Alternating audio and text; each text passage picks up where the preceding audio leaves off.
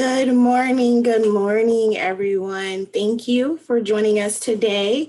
We are coming down to the end of our series. This is our last session for our Women's Career Series, Excelling in Entrepreneurship.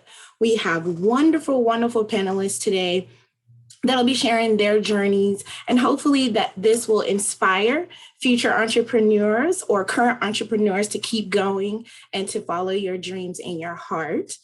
So today, my name is Ashley Brown. I will be the facilitator for today's session.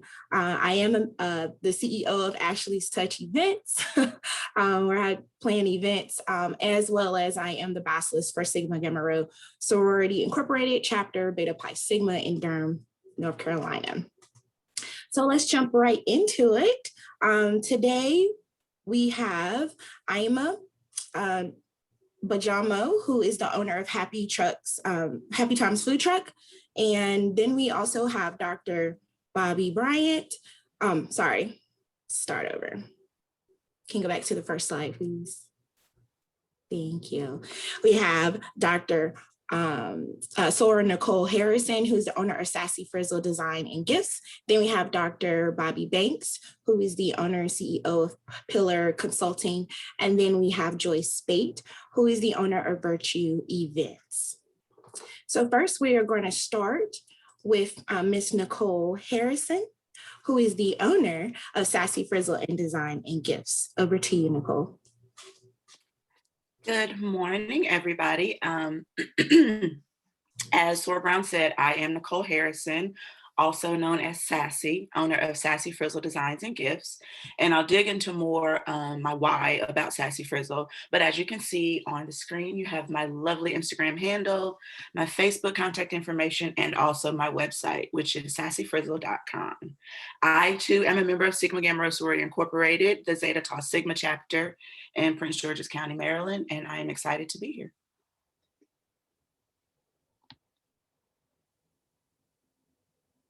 You're muted, Sora Brown. So Sora Harrison, take us on your journey of how you started in your entrepreneurship and share your experiences. So for me, my company was born more out of necessity than anything. I've known for a really long time that I didn't want to work for anyone else, but entrepreneurship wasn't something that was really cultivated when I grew up.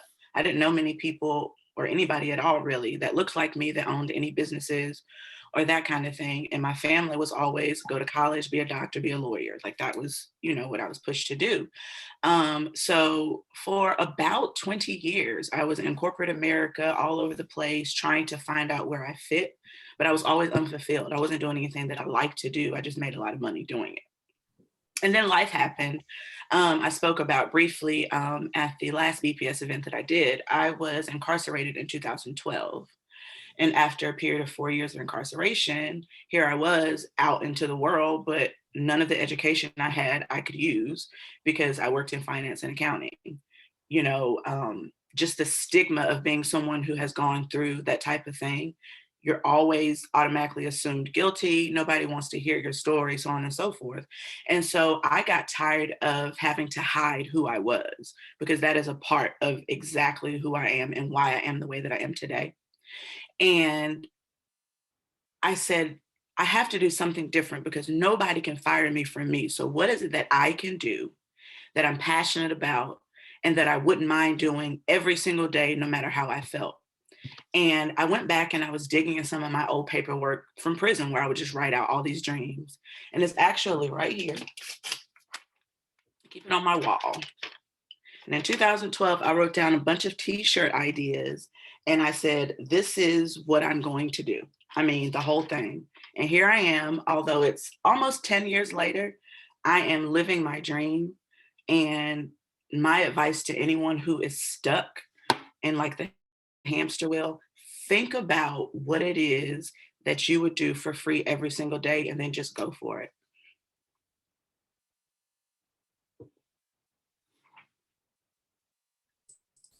Thank you so much, Ms. Harrison. Next, let's hear from Dr. Bobby Banks. If you can share your experiences and what made you go into entrepreneurship. Absolutely. Thank you for calling me Dr. Bobby Banks. At the beginning and end of every day, I'm Dot's child. So that's what most, if not many, know me for. And thank you for the opportunity to share a little bit of my journey. I, like my sister, I didn't really, until probably about 10 years ago, really have this tension within myself, basically trying to figure out who the world told me I was supposed to be with, schooling, you do this, you did this, you do this, and who I was designed to be. And I remember sitting at my desk, great job, you name it, all the fancy things, and just thinking, so I didn't learn this in high school or college, but this is 30, 40 years of this, okay. And so I called my best friend and I said, hey, is this how things work? Like people work for 30 or 40 years in a job that they may or may not like. I was like, what happens when they finish, when they walk off the job? And she said they retire and they're too sick to really enjoy life, or they die early. And I was like, oh, okay, then thanks. And that was the day for me that I said, if my life ends tomorrow, I have to ride this life until the wheels fall off. And part of that was rooted in my mother, unfortunately, passed away in my eyes prematurely. And one of the things that brought us comfort was that Dorothy tap danced at graduations. She was on cruises going places. She started her own chapter of the National Black Nurses Affiliate in Jacksonville, Florida. She was always serving people. She was always celebrating people. And so I said, if this is my last day on earth, this is what I want to do. So my training, Ashley, it started at FAMU, Rattler Pride, in biology. I ended up pursuing a degree in public health, which hopefully the whole world knows what epidemiology is now. In the midst of this pandemic, we study data, we study epidemics, we look at trends. So that's where I get my master's, and then I get my doctorate in health behavior, because I saw exactly what we're seeing right now. Numbers only get you so far. When do you start to innovate and engage with communities, right? And so that became the foundation of my business, which is Pillar Consulting. I am 7 and almost a half years in the entrepreneurship game, have an amazing network that have kept my business thriving. And more recently, when we have time to talk about it, we just launched an initiative for us by us around COVID-19. Thank you so much, Dr. Bobby Banks. So next, let's talk to Ms. Joyce Spate. If you can share with us your experiences with becoming an entrepreneur. Yes, good morning, everyone. Actually coming to you all from the mountains. So I am hoping that all of this Wi-Fi and technology does not fail me. So good morning. Yes, Joyce Spate, originally born in Durham, North Carolina, and I've been in the events and hospitality industry for going on 21 years, actually. It started out as an expensive hobby, working for someone else, making someone else money. And then, of course, the powers that be changed hands, and events were not that interesting or weren't the focus anymore. So they let go of the person that makes the money, which is typically how that happens, and ended up just being bamboozled and led astray, to be honest with you, from clients, previous clients in that role, wanting to continue to, create events and talk about any type of wedding, conference, retreat with me. And out of that, Virtue was born. And again, like I said, it was the first 5 to 7 years was an expensive hobby. And then I got really serious about what I wanted my life to look like. And that is when I decided to start to gain more knowledge and go to school and get certificates and make sure that I was certified in different disciplines within the hospitality industry. And so we are certified as wedding planners, meeting planners. We have our hotel license. And so a lot of our clients come to us and know that we can actually take them from the concept all the way to the execution and the follow-up. And most people don't understand is that with events, you don't make money in events. That's not what it's for. It's about awareness, and the money is in the follow-up. And so with that, we were able to kind of spin off and do some consulting. I'm a serial entrepreneur, so this is one of 5 of my companies. But I was inspired because my grandfather was a financier for a lot of the businesses in Black Wall Street in downtown Durham. And so I come from a family of entrepreneurs. My father's business, my father and my grandfather's business from Black Wall Street is one of maybe a handful that are still open from that time. And then all of my siblings are also entrepreneurs. And so all of us have multiple companies with each one of us. So this is just one. We recently just opened up an event venue in downtown Durham called Suite 4, and it's 12,000 square feet of space where you can host any type of event, from weddings all the way to meetings and social event parties. Thanks so much for having us. Awesome. Thank you so much, Ms. Joyce Spade. Next, we'll hear from Ima Bajumo, owner of Happy Times Food Truck. Ima, if you can share with us, what has your experience been becoming an entrepreneur, and just kind of walking us through your story? Absolutely. So, okay, my name is Ima. Sorry, I'm in uniform right now. I am currently an Army reservist. So I do drill, and I'm at drill today. I have some soldiers in the next room. As you see, one of my soldiers was behind me. So I'm going to explain to you guys what Happy Times means to me. I came from New York, and I could not afford my tuition. And I was struggling. I was working 47 hours a week plus being a full-time student, and I wanted to make a difference. So amongst that decision, I decided to join the Army Reserves and just be able to fund a lifestyle and be able to fund my tuition. And once I got back, I realized how financially stable it made me. And once I was financially stable, I didn't just want to give a grant, because a grant is something that's here and there. I wanted to give something that's continuously going to make an impact. So what I did was I ended up taking my life savings, and I put everything in prayer, and I began to trust God through this process. At this time, I was 19 years old. So after that, I ended up finding a food truck, and I just really began to build it from the ground up. It was a shell. I began to educate myself and learn. I knew I wanted to be better than my situation. So in order to be better than my situation, I must educate myself, because knowledge is something that no one can take from you. And that's something I had to learn. So once I began to get into the food truck world, I realized not everyone is going to support your vision. Not everyone's going to align with your vision. But as long as you stand firm, everything will come to pass. Everything that you prayed for will begin to happen, but in moderation. You will have people who would doubt you. They will wish bad on you before they even seen the vision. But as soon as they start seeing you manifesting and the things that you manifest come to pass, they will hop onto the bandwagon, which is something that happened to me. So when I first got my food truck, I went to NCCU, which I'm a student there. I am an upcoming senior. I am a spring 20 initiated to Beta Omicron. So it was, here we go. I'm going to explain to you guys one of the hardest things that ever happened to me.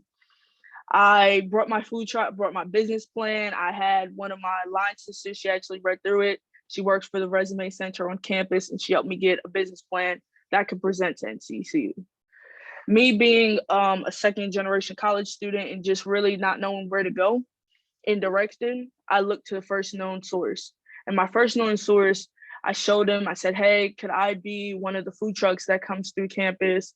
And the first thing he said to me was, no, you need to stay in a woman's place. And a woman's place is not the food industry. So that means I honestly felt so let down, because like, why would you say that to me? Especially because I explained that 60% of my sales goes back to funding grants and scholarships for NCCU. So after that conversation that he had with me, I decided to be his competition. I decided to park my truck across off campus and decided that I'm going to give even a bigger percentage, that I'm going to start developing more grants and scholarships. And by the time that happened, I began to be one of the most well-known food trucks in Durham. So that's one of the struggles. As we go out through the panel, I'll be explaining some more, but that's one big one that had motivated me to further my business, to change it from a side hustle to my main focus. Thank you. Awesome, awesome. Thanks to all the panelists. Your stories are very, very inspirational. So attendees, now we're going to go into the Q&A session. So if you do have any questions, please put it in the chat, and we'll make sure that we ask the panelists for their answers. So to get started, I do have a question for all, and whoever would like to answer can answer. What is the most important trait you believe is needed to have a successful independent business? Okay, Ms. Nicole. It's super important to have self-awareness, because we live in the age of the internet, right? And people only post their highlight reels. So people who are in entrepreneurship, they post, oh, you know, my sales were up and my beautiful reviews, but they're not posting when they're up at 3 a.m. crying about the $11 in their business account. Me. They're not posting when they come up with these ideas and they think they're the best thing in the world, and then they post them and nobody likes them. But somebody did something similar and got 500 likes. Do not let the internet rush you. Don't, period. You are you have your plan, stay in your lane, because one of the analogies I like to use is when horses are racing, they have on blinders so that they can't see what's on the either side of them. They're only focused on the finish line. So if you're trying to do this thing, please don't do it because Beyonce did it, or, you know, your friend from high school is doing it. Make sure that you are doing this for you, because if not, you'll find yourself spinning your wheels trying to keep up, and that's not even your ministry. So. I'll hop in next. I would probably say the single best advice that I ever got about entrepreneurship is momentum to momentum. And the reality is that business, when you're an entrepreneur, is not consistent. It ebbs and flows. It's high tops, mountaintops, valleys. And the reality is that's the fun. It can be the fun part of your business, right? If you really view it and have the perspective of it that way. But if you don't, then what ends up happening is you're high when you get a client. When that client and that project is done, you dive. And then when you get another client, you go back up. And when that client and project is done, you dive. And it's not healthy. It's not healthy, and it's not balanced, and it's not sustainable. But when you have another client, when you book a client and you have the momentum, book another client right then. And then all you do is go mountaintop to mountaintop and mountaintop to mountaintop. You just continue to grow that way. But once you realize that it's beyond you and the capacity to be able to manage all of the clients that you've booked, it's time to scale, and it's time to bring someone else on that can help you, because what you don't want to have is your quality dive. Great advice. I could go next if you guys are. Okay, so the single advice I will give you is keep faith in the vision that you had in the beginning. A lot of people will begin, okay, I'll be a prime example. I'm very transparent about my journey. 1 month I made $5,000. 1 month I made 400. And it was very easy to let what the next food truck's doing, like she said, get to me. It's very easy for me to begin to be like, oh, maybe this is not for me. God never said the journey will be easy, but it will always be worth it. Because I'm only 20 years old. If I listened to everything that everyone told me, including that guy, I would not be. I just signed a lease to a storefront last week. I'm getting my first storefront. If I would have listened to what everyone else had to say, my friends, your circle, they do not have to be your customers. They do not let them be your customers. Look beyond that. And that's something that was so hard for me. It took for me to break down crying because my generator would not work, for my line sisters to pick me up. You will begin, when your business begins to be on the low floor, you will know who's really for you. God will show you who's for your journey and who's not for your journey. I had my line sister plug my electricity up to her car. She had a little extension in her car. But I had people that I've known for years walk right past me at an event. God will show you who's meant to be in your journey. Do not try to force people in your journey. Just say every single day, this is something I had to do when I first started. You write down one low and you write down one high. You have to with your business. One day I realized I had a low. I was praying for a generator. I wrote down my goals. I bought a chalkboard wall, wrote down my goals. I was having a low. God, why is my generator not working? God, why is my generator not working? 3 weeks later, I was able to buy $1,000 generator. That's much quieter. That's much better than the one I had. So when you begin to manifest, write down your lows, write down your highs. Your lows will become your highs, and those highs will become even higher. Mhm. Speak. You guys are Mine dropping. would be, oh, sorry. No, go ahead, Dr. Bobby. Mine would be, and it's the best advice I got from my mentor, particularly being a woman and a woman of color, a Black woman. And his advice to me was always to upsell, always, every opportunity you have. And so not only is it like when you decide you want to do an entrepreneurial endeavor, you need to make sure that that's a need, right? Everyone on here identified a need. Folks need food, and I can do scholarships. There's an event space where I can do A, B, C, D, right? So making sure that you are the person that can convey and communicate that you are the value add, that like you are positioning your brand to be the best thing since sliced bread, period. And shedding that humility. And so I was in a coffee shop downtown, probably my 5th year of business. And when people saw me and they were like, oh, what are you working on? I'm just working on some things for my business. Oh, what do you do? Oh, I'm a research consultant. And my mentor happened to be there in the coffee shop. And he said, what are you doing? And I was like, I'm drinking coffee. Can I help you? But what he was saying was like, carpe diem, you have to seize these moments and these opportunities. And he gave me my pitch for the rest of that year. He said, you are a multilingual Black woman with a global business, with clients from the like of Harvard University. You work with rural clinics. You have sold out events everywhere you go, and you play the drums.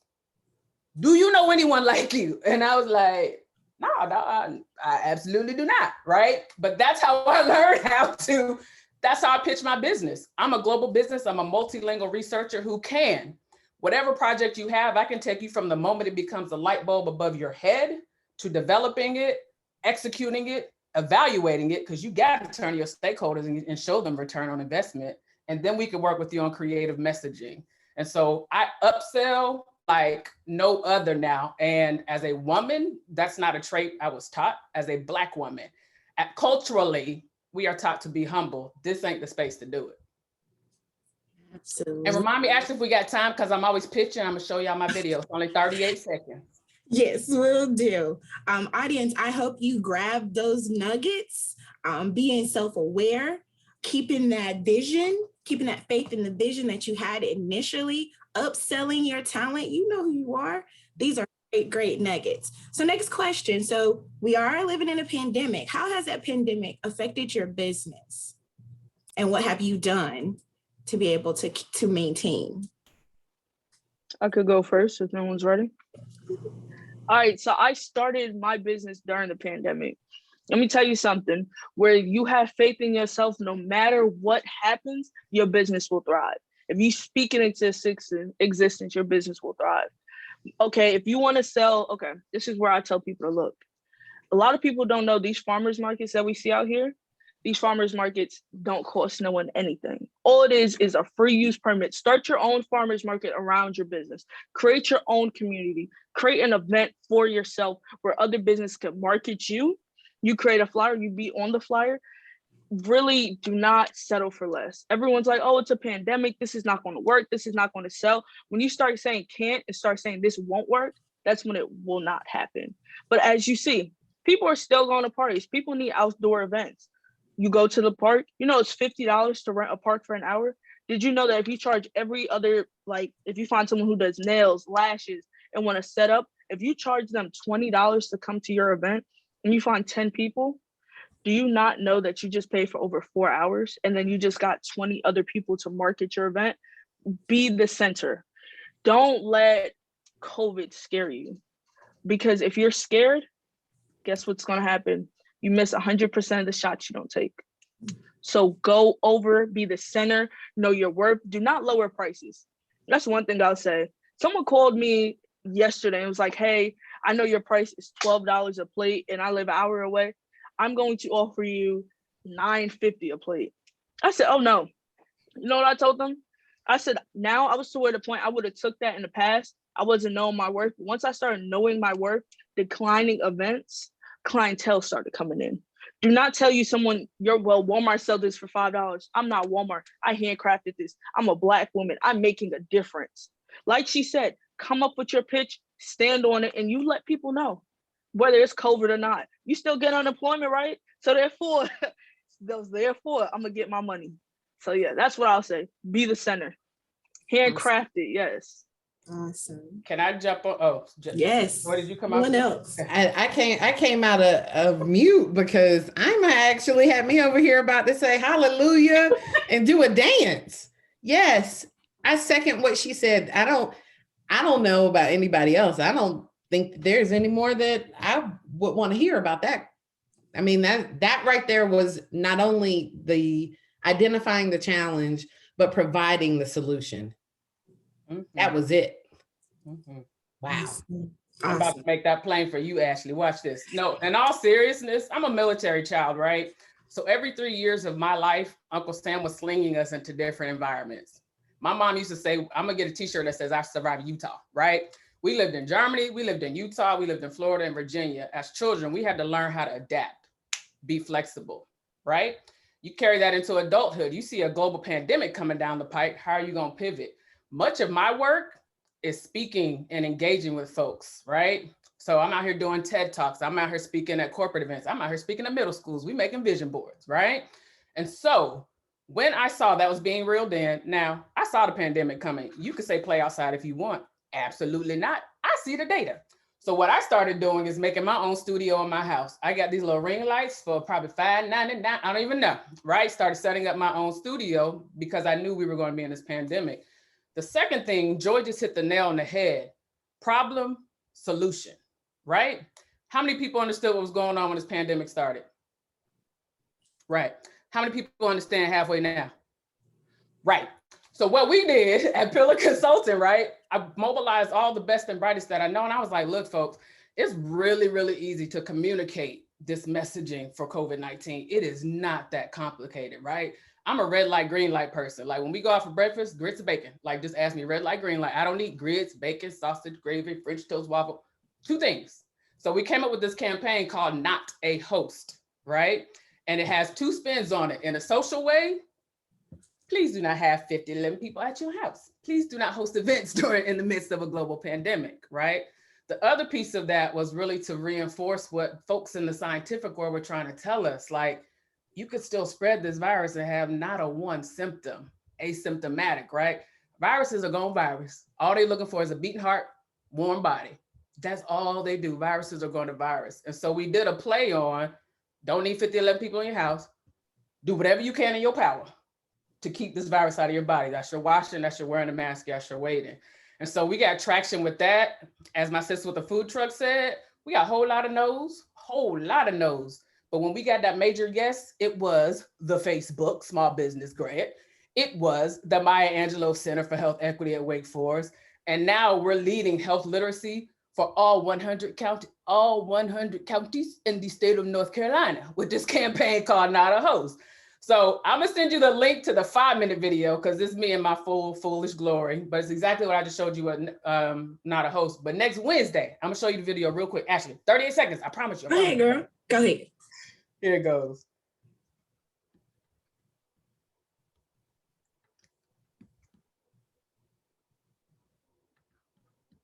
I have to do like I do with my students every night. Do you see my screen or do you see me? We see your screen. Who do you see? All right. So the whole premise is, look, we're not pushing anybody. We're not convincing anybody. We're not persuading or guilting nobody to do anything with this vaccine. We want you to have the best information that you need to make an informed decision. So the whole concept is drop-in hour. So here it goes. Panini, Panamera, Peninsula, Parallelogram, Pon de Replay. Not only can it be a bit confusing to say, but the information about this pandemic has been confusing for many of us as well. Well, now Dr. Bobby Banks and the team at Pillar Consulting want to make it just a bit easier. Bring your friends, bring your questions. It's drop-in hours with Dr. B. Monthly virtual conversations with leading health experts listening to your questions about the coronavirus, COVID-19, helping us to make informed decisions as we remain vigilant in the fight against the pandemic. what I see. I saw nods and I saw laughing, I right? say, I can give you a hand clap of praise. Right? So, and we're making sure this ain't that space where you coming in and we're hemming and hawing and telling you what you got to do. What we want to do is give you the facts and the science from the folks that do this stuff all day, every day. When you leave the room, you make a decision not based on like, well, they said I can grow wings. Well, not really, but just building that space where folks can come in. So that's how we pivoted, because we knew we would have to do this. My research clients, everything was done virtually, and then we created this campaign because we're not waiting for nobody else to save us. No, that's right. Awesome. And share that information with us, Dr. Bobby. I'll put it in the chat. Put that in our networks. Awesome. So I have another question. So I know you guys mentioned about your networks. How important is network? And I know we talk about it, and it's normally a basic question that we would hear on panelists, but as entrepreneurs, I believe that networking is very, very crucial. So let's hear from you guys. What do you feel is so important about networking in your business? For me, I network, but I do it naturally. When I first got into, I guess, the professional, part of my life, I had an idea of what networking looked like. It was you go to happy hour, you pass out your card to everybody. And I live in DC, right? So DC is the pretentious capital of the world. And I was operating, here's my card. What do you do? What do you do? Oh, I graduated here. And that to me does not serve me very well. I don't like fake and phony, and I have a hard time being fake and phony. So I've kind of, in my entrepreneurial world, I just go into situations as myself. And it's important because of the type of business that I do. I sell sassy clothing. So if I'm presenting as someone who's not sassy, then that's false advertising. And who I am is who I am. And the beautiful part about it is it's so easy for me to network because all I have to do is just wake up and be. Because I believe that the people that you're supposed to be connected with in business or in mentorship or whatever, you're going to gravitate towards each other as long as you're being your true and authentic self. Me with my suit on, passing out my business card, asking about what people do, that's not me, like at all. And I did not thrive in that, as you can see. But here I am, and I'm going to do some networking after we're finished. I'll go next. I hate networking. I'm just going to be honest about that. Can't stand it. I prefer to connect with people organically, like Nicole said, right? So there was once a time early on when I got started, there weren't very many Black event planners. I got my start in Charlotte, and it was all white women. And trying to assimilate to that culture was traumatic for me, just because that's just not who I am. I'm light skinned with green eyes, but that means absolutely nothing. I'm very clear that I'm a Black woman, right? And I have pride in that. And so for them, it was more of a dog and pony show. And so I quickly lost interest in networking. What I do though, is if there is an event or a topic that is of interest to me and I have the availability, I will go there. And now it's to the point where so many people know my work that they'll come up to me and they'll say, hey, and then this Jones effect after that. People just start coming up and we have these organic conversations. And it could be anywhere. Just last week, me and my daughter were at dinner eating crabs and someone was like, Joy, and I was like, no, I thought I was like, and I'm like an hour away from my crib, so I'm like, wait a minute, how do they know me? And literally sat down while I'm cracking open a crab, and they're literally telling me about what they're doing, how they're doing it. And it was organic. We hugged afterwards, told her to keep in touch with me, and then we moved on. And this is somebody who I knew previously, but we didn't have a tight connection with. So there are multiple ways that you can network. You can network socially, you can network online. LinkedIn is really huge. But again, for me, face-to-face meeting is really important, but I'm not going to go in blind. If it is a networking that I do think that I should go to, I'm contacting the meeting planner and I want to see if I can have access to the list or who's coming or when or, what industries are represented. And so these are things that you have to be proactive about before you spend your time, because going to networking events is literally a commitment. And so that's what I would recommend doing. As far as my relationships and my network, I monetize my network. So, and everyone in my network monetizes, and we create commerce amongst each other. So if I need consulting or if I see any type of contracts about health and COVID, I'm sending them to Bobby. So those are the types of things that you have to create your own network if you don't have one. And even if you have one and it's not serving you well, guess what? Create a new one. And Joy, what you're speaking to is what my mentor taught me a couple of years ago. You train, and I don't mean like train in a superficial way, but you train your network to deliver for you. They know who you are. They know you're no joke with your brand. They know you're a person of integrity. Folks don't have to worry about you not showing up or not finishing. So anytime I see a post on social media, Joy will tell you, when someone's looking for an event space, Joy. They're looking for a caterer, Virginia and Co., who's always working with Joy. They're looking for a designer, florist. My friend KB Botanic was like, you train your network to deliver for you.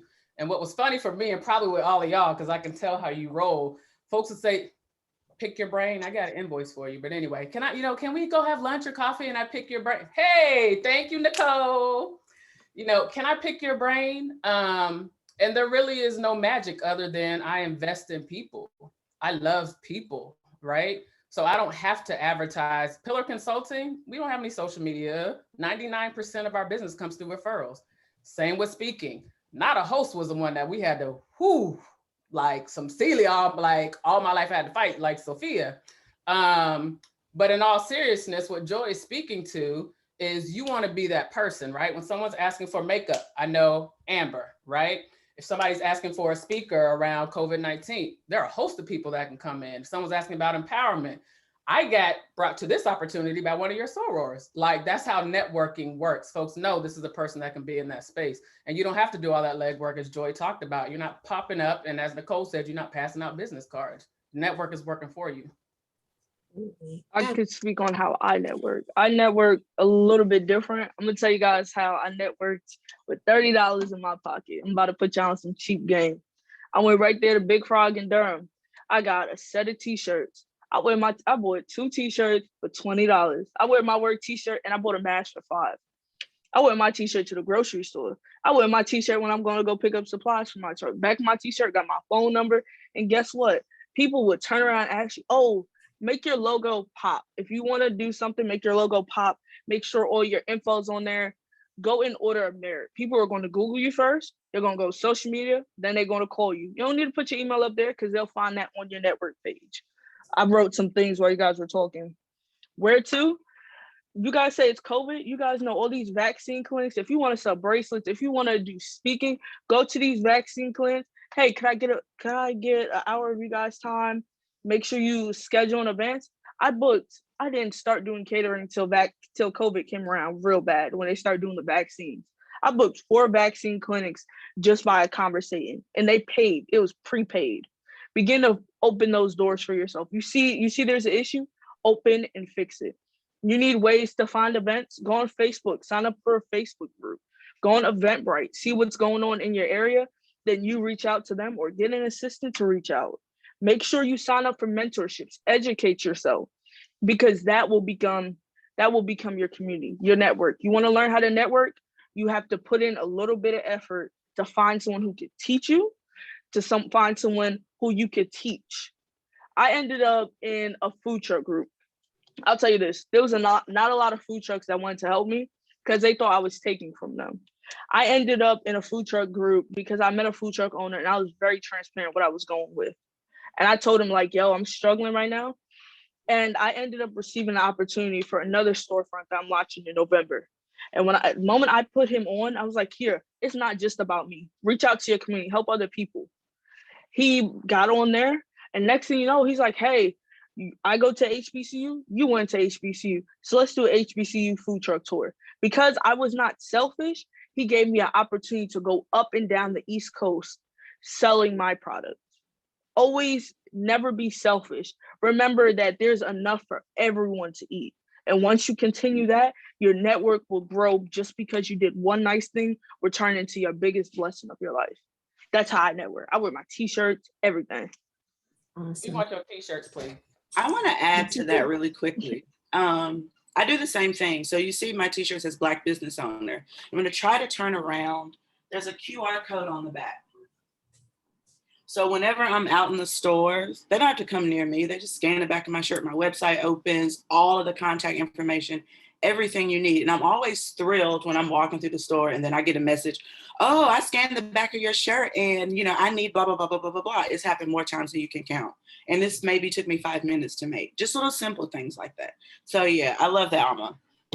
Yes. And what I'm hearing from majority of the panelists is that we're taking the traditional networking and we're making it more personal, our relationship. And that's the type of networking, that authentic stuff, those authentic relationships, right? Because like you said, those authentic relationships in your network will help you, right? Also be the center, but also pour into the network that you're part of. So attendees, you don't have to do the traditional networking, the cars and handing it out. Let's reinvent what networking is, and that is being authentic and building those true relationships, because I can't do it all. Just like Dr. Bobby Banks says, you can't do it all, I can't do it all. We have people in our corners, in our groups that we know we can send business to, we can ask questions to, and they also know in return who I am and the value that I add to that relationship, right? Because networking, if you think about networking, right, I'm just giving a card, it could just be it's a one-way transaction. I hand you a card, that's it, and I may get something back from you. But when you're building those authentic relationships, it's a two-way street. I'm friends with Sora Nicole. I'm, Dr. Bobby. This is a two-way street. So let's change our minds with networking, and everything that the panelists said was awesome. So last call, if you do have any questions, please put it in the chat as we are going to start wrapping up. So Nicole, they want your QR code. So we will send that out to get her QR code. Last question, and then what we'll do is we'll go by each panelist, and I want you guys to share your last bit of advice, or as well as providing any events that you may be doing upcoming. So the last question is, who are some of your professional role models? And professional doesn't have to be celebrity, but your role models in your business, if you have any. I'll go first. Oh, go ahead, Joy. I don't have any. I am my role model. I mean, at the end of the day, there's nobody that can do what it is I do and has the discipline and the certifications that I have. There's no one. And especially not regionally. So, at the end of the day, it's about me creating the life that I want to live and being my best and highest self, and then encouraging those around me to do the same. So outside of that, because if I did that, if I had a role model, then it makes me want to put them on a pedestal, and they're just people too. And they struggle just like I do. And so rather than do all that and set them up to fail and set myself up for disappointment, I'm my own role model. I know the stuff that I carry and the weight and the baggage that I carry. And it is my job to get up every day and work through that and get to being to the other side, to being the best person I can be. Awesome. Anyone else to share? I was gonna pretty much say essentially the same thing, because comparison is a thief of joy. And a lot of times people think that because they admire someone's work ethic or whatever, that they have to emulate that. And then that's where they set themselves up for failure, because I love the fact that Beyonce has her hands on all kinds of business ventures, right? I'm not Beyonce. So if I get up every morning like, oh, I'm going to dream like Beyonce, then I've completely just thrown myself to the wayside to emulate somebody else. Again, you have your own lane, stay in it. It's perfectly okay to study the methods of people, but don't set yourself up to, again, compare yourself to someone who you don't know their story, you don't know what you see is real, like none of that. And you don't want to smoke and mirrors, like allow smoke and mirrors to put you in a position where you're going to fail, because once you start trying to be somebody else, you can forget it. You don't fall flat in your face. I always tell people the only competition is the person you see in the mirror. And the only thing you need to do better is better than what you did yesterday. That's it.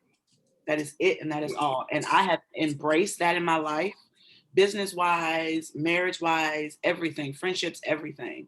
Just be you. That is it. And that is all. So. Awesome. I could go next if no one else. Okay, this is gonna sound very corny, but I have a few. I'll be very honest. My mother is my first role model. My mother ran businesses from when I was younger, and that has shaped me. My mother has never, I would call my mom, like, Mom, just recently when I was building a storefront, I said, Mom, can you please come out here, help me knock down the sheetrock and move forward? She's like, okay, but you're gonna have to pay for my ticket. I'm not gonna give it to you for free. So that's one thing that she has taught me. And I remember calling her, Mom, I'm not getting calls. From me being on this phone call, I know you guys keep seeing my camera black out. I've received 9 calls from different people, like they're texting my phone trying to book me. Another one that I would look at, I remember when I first started making my own flyers, I would look at my line sister, Saji. She makes flyers. She does great with graphics. And I wanted to be mine to be like her. And then I looked at this time, this was my advisor Brown. I remember she was doing like events, and I went on her page and I started looking at how she was marketing. And I started to begin to not compare, but to want to be a little bit better. You always look to people, not to be like them, to be better. You always want to strive better than other people. And that's one thing that I will say. When it comes to doing all this stuff, have someone that you could look at. Don't be like them, because their downfalls may not be your downfalls, but be bigger. And I'll say this last thing. If you know you have knowledge, don't always give away your knowledge for free. I sat down with this lady for 4 hours giving her information to make her business better. I didn't make no money. I began to charge. Maybe people might not want to pay, but guess what? I can make your LLC for something. I'll make someone's LLC for $45 and I don't even pay to make the form. Start charging. And I got that from my mentor. And that's a business I've been watching. Watch businesses, even if it doesn't align with yours. Look at their downfalls, look what's good, and alter it to fit your plan. Y'all already know who my role model is. I mean, for number one, can we all get the link to your t-shirt, please? I'm just going to do some bulk orders. Got me kind of moving around here. I'm trying to find my TED Talk on confidence. I'm going to drop it in the chat. So my role model, without question, Dorothy Gaines Banks, right? She epitomized servant leadership to me. She didn't do what she did. And I know we're business owners now, but I want to say she did not do what she did to monetize. She did what she did to serve people. So I never forget that my goal at the end of the day, even in the midst of this pandemic, yes, we need to be paid for all of our brilliance, but we're trying to keep our folks out of the hospital too, right?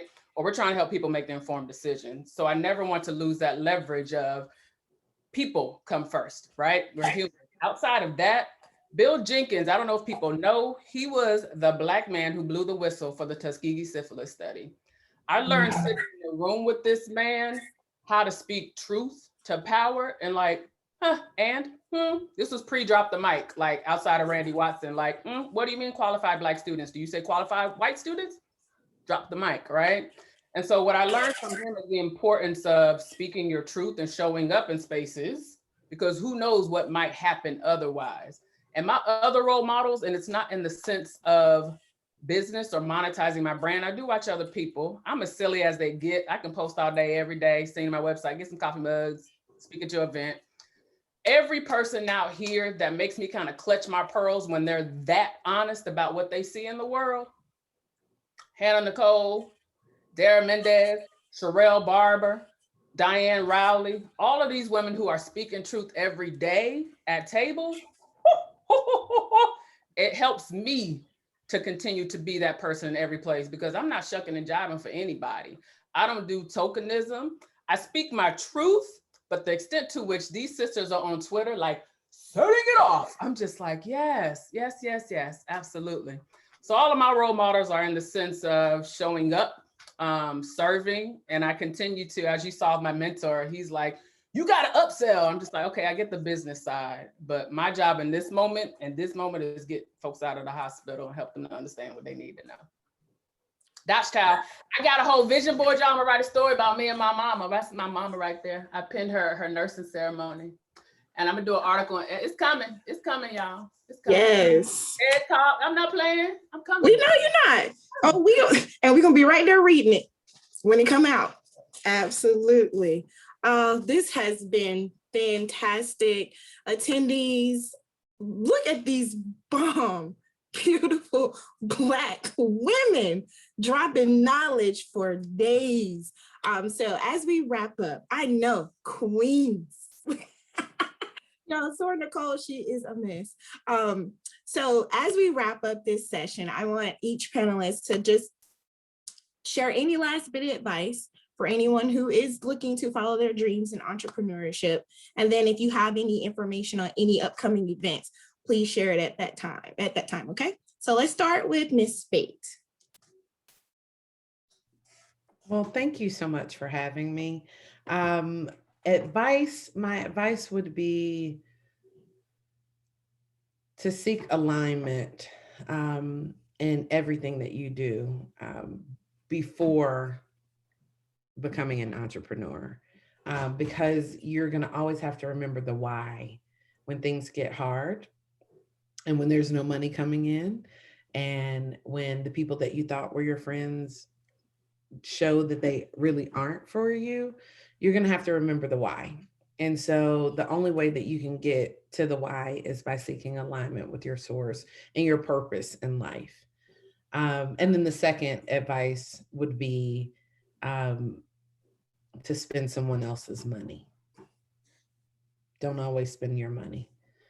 So if you can do it and there's someone else that can do it bigger and better, you know, partnership is not a bad thing. You don't always have to do it alone. So if you have an opportunity to find a sponsor or someone else that is doing the same thing that you're doing, but not as well, or they haven't figured out the secret sauce, turn that into an opportunity. And as far as upcoming events, we will be officially launching the space, Suite 4 Durham. The website is www.suite-4.com. Join the mailing list. We have an email that goes out with all of our events starting June 1st. So you'll be able to see all of the community events that we're having. We've got a lot of programming during Juneteenth. So you're going to want to make sure that you tune in, and we're doing this for the culture. And we are actually supporting curators that had amazing event ideas in Durham that didn't have a safe space to host it. And so we've created an advisory and almost like a committee of curators to put on programming in our space and giving them the launch pad that they need to be able to grow and do their art. So we hope you all will support. If anyone needs event space, we're here for you. And we are majority minority, well, Black, woman owned. So make sure you support. Thanks. So thank you so much, Ms. Spate.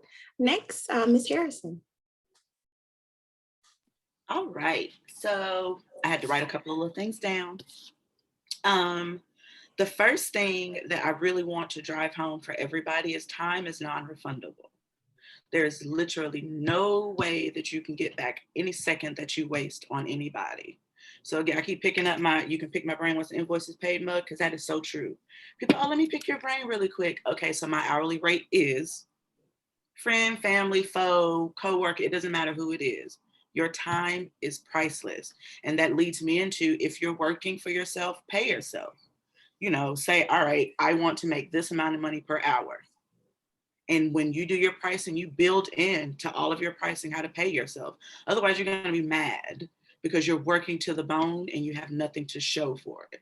Even if it's just a manicure, a pedicure, do something to reward yourself for all of the hard work that you're doing.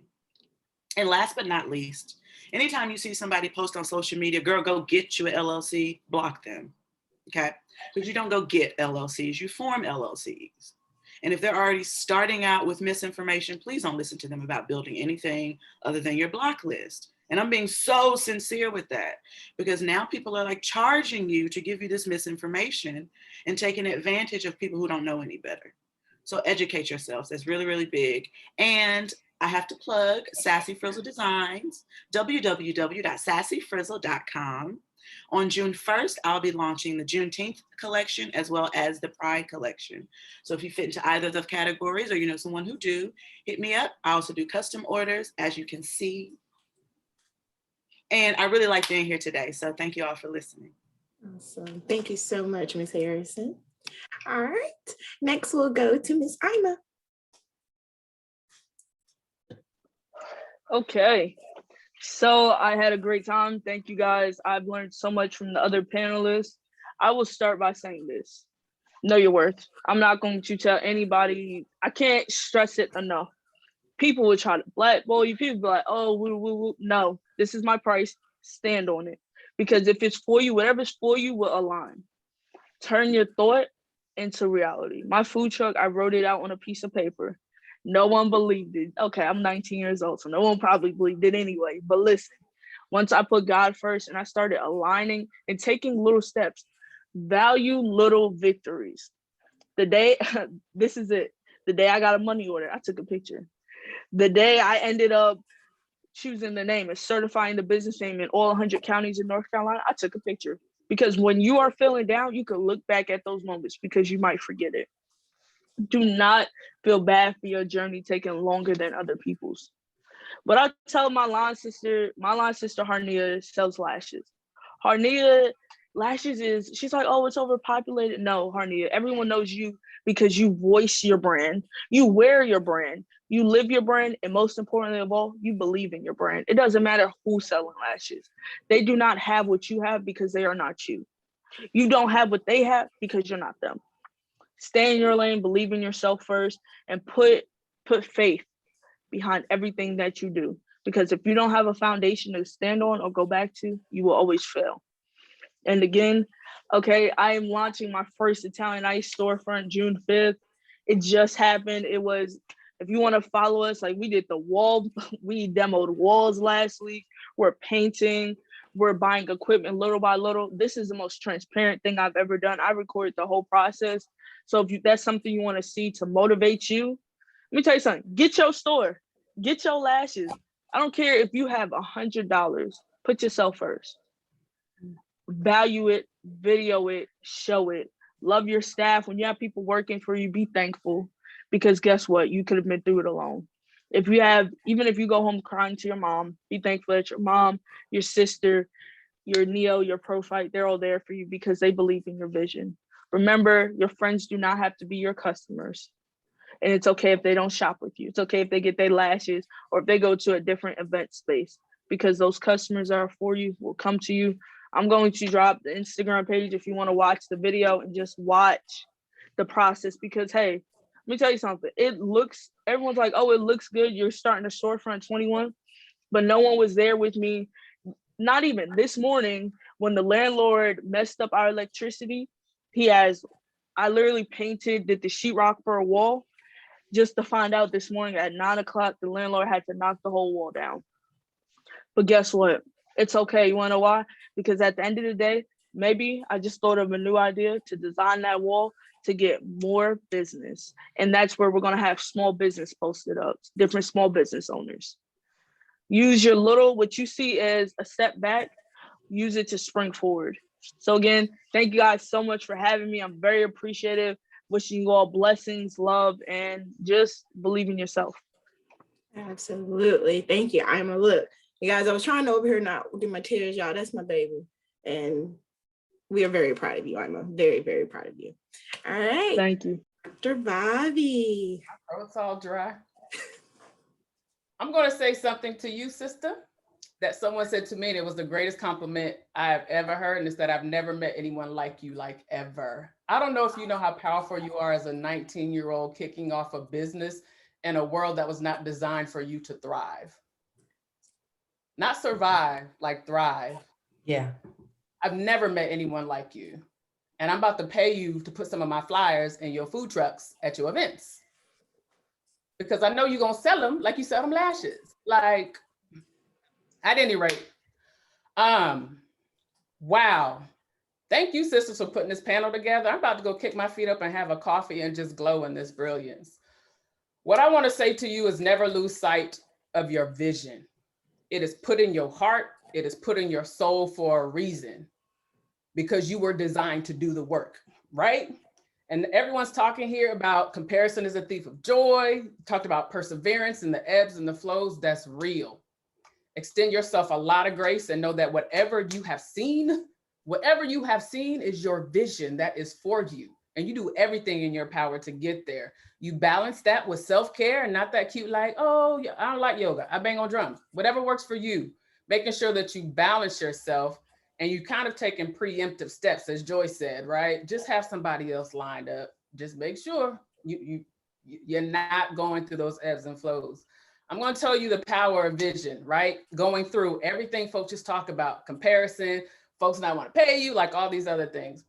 I do vision boards. I started this 7 years ago as I was leaving my corporate job because I'm a visual person. I lead by vision. Then I mobilize with powerful people that help to execute it. On that vision board was the things that I showed you. And one of them was that I wanted to create a space for women to be fearless, to go after their dreams. And I don't mean in like a hoo-hoo way, like let's put ink to paper, let's do this. I started that here in Durham. Durham's the closest I've ever had to a home as a military brat. I've been here for, good gosh, 16 years. That event started as something for 20 people, y'all. That's all I had. The folks, the customers, the clients, the networks were like, yo, you got to do this for mothers and daughters. You got to do this for the healthcare industry. You got to do this for corporate settings. It's totally embedded in all the leadership work that you do. So because we kept that vision alive and I aligned with those people, Envision Empowerment Experience, that little 20 people workshop went to Essence Festival. This little Black girl got invited back that next weekend or the next year to also have another event as part of Essence Festival weekend. Don't ever lose sight of your vision and the doors that are open, the doors that you can bust open, not burst, bust open, and continue to empower people. So go off, be great, align with your vision. I'm putting a link for the event coming up next Wednesday because Not a Host was also my vision. I wanted to create a space for people to understand what was going on and just come do what you do, ask the questions you want to. So next Wednesday, May 26th at 6 p.m. Eastern Standard Time, sling yourself in the room. Our first speaker is Diane Rowley, who is the widow of Bill Jenkins, who was the whistleblower of the Tuskegee syphilis study. She's going to drop those nuggets and tell you what that's really about. The other speaker is Dr. Sherelle Barber. I'm sure y'all know the Barber family here in North Carolina, but that is my sister from UNC. She is up in Drexel running things. She just got named the director of their whole $9 million center called Ubuntu. That's what she's doing. So I'm putting the link in the chat. Continue to support one another. Don't lose sight of your vision and support the others around you who also are visionaries. That's it. That's Child. I don't know. Thank you so much, panelists, attendees. Thank you for joining us today. I hope you gathered as many of the nuggets that were shared. There was a lot. I got a bucket over here. And we will be sharing their information as well via email for everyone who attended today. And just keep a lookout on both our pages, Beta Pi Sigma pages, as well as the Chapel Hill Zetas pages for continued posting and support of these beautiful Black queens. First, before we end, Barbara, I know this is our last session for this sorority year. Would you like to say anything? Yeah, so first of all, I want to thank all the amazing panelists. This is just, it's been so inspiring. I truly have felt that you have presented your authentic selves and felt every bit of it through your stories and your visions. And thank you so much for joining us today. And we certainly look forward to promoting you and assisting you in any way that we can in the future. And I also, a little sad, because we've been on this 5-month journey with the women of Sigma Gamma Rho Sorority Incorporated Beta Pi Sigma chapter out of Durham. It's been nothing short of amazing. It really has. And, you know, we're really stellar on our own. You know, the Zetas over here, Sigma Gamma Rho's over there.